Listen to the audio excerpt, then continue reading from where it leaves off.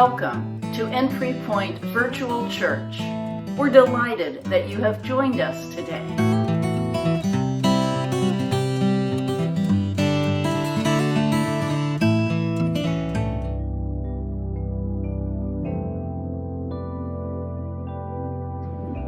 Dear God, the connection between spirit and humanity is a complicated gift, and one for which we are eternally grateful.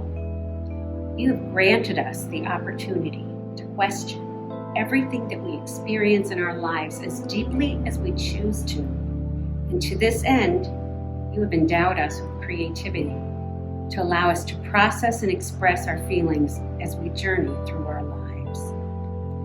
We live in a crazy, competitive kind of world where we question every gift we are given. We allow our own hollow judgment to determine whether we are deserving of these opportunities that we are given. When someone says, "I'm just not creative," it must send a painful wave of negative energy through the universe.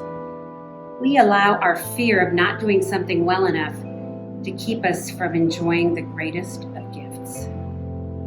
There are so many ways to creatively express and honor our emotions. In so doing, we can connect with and contribute to the experience of everyone around us. We ask for your help in quieting our egos long enough to be joyfully creative without concern for whether or not our efforts will be universally well received.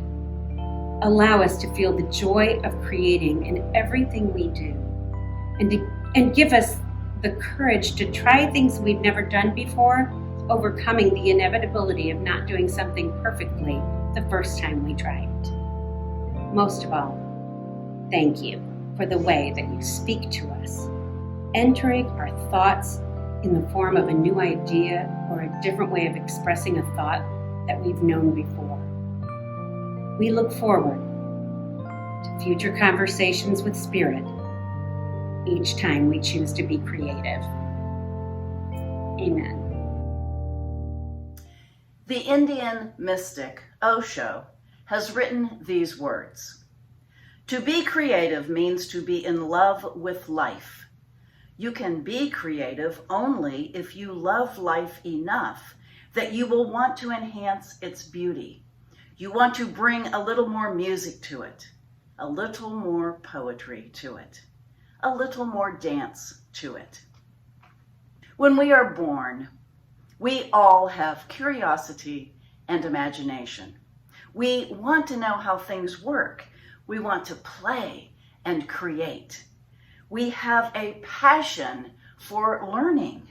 As we age, our curiosity is replaced by logic, and our desire to play and create is sometimes belittled or found unnecessary. There is nothing more beautiful to me than watching children play and make things up. I guess that's why I love theater, because that's where adults get to play and make things up. There is an artist within each one of us. I do believe that. We have all been gifted an ability to create something, a story, a painting, a sculpture, a phrase of music that moves us. We are all in need of an opportunity to express ourselves. Some of us do it with a musical instrument. Others of us use other instruments, a hammer or a saw, a shovel, knitting needles, or a surgical scalpel. Creativity calms us, sustains us, inspires us, and develops us, all at the same time. Tara Moore wrote, "Creating is delightful, fun, and calming. It is spiritual, healing, and transformative. Finding your creativity will help your physical health as well as make you a kinder, more generous person." Now, you might feel like there isn't anything creative about your life, that you have no ability to make things up? What about that meal that you served to your family? The love and imagination that you poured into the home that you decorated? The just right outfit that you picked out for your granddaughter? The way you did your daughter's hair that day? You created. You made something up. What about that time you encouraged your friend with just the right words at the right time? You created a magical moment.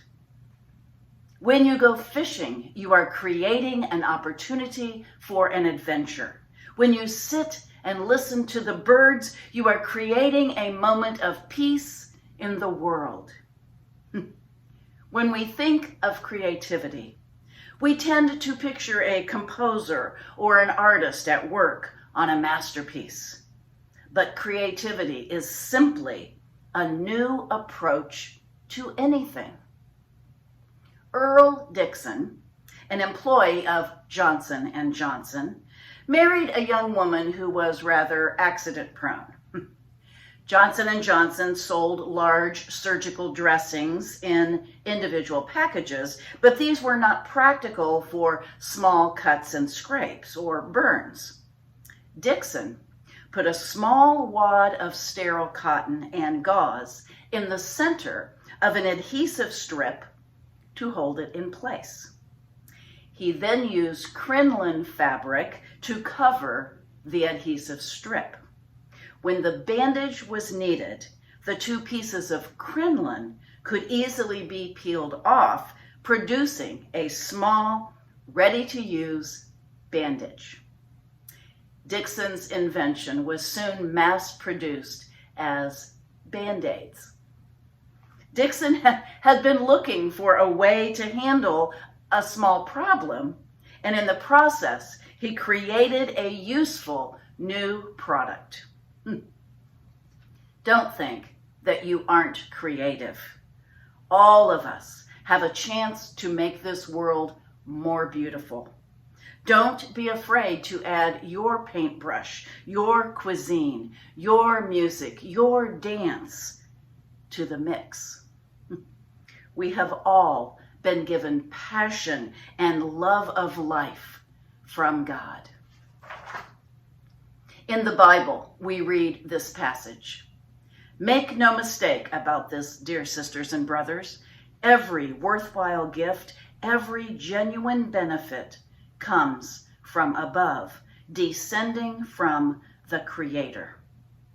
We have each been created magnificently individually, and we each have an opportunity to put some of ourselves back into the world.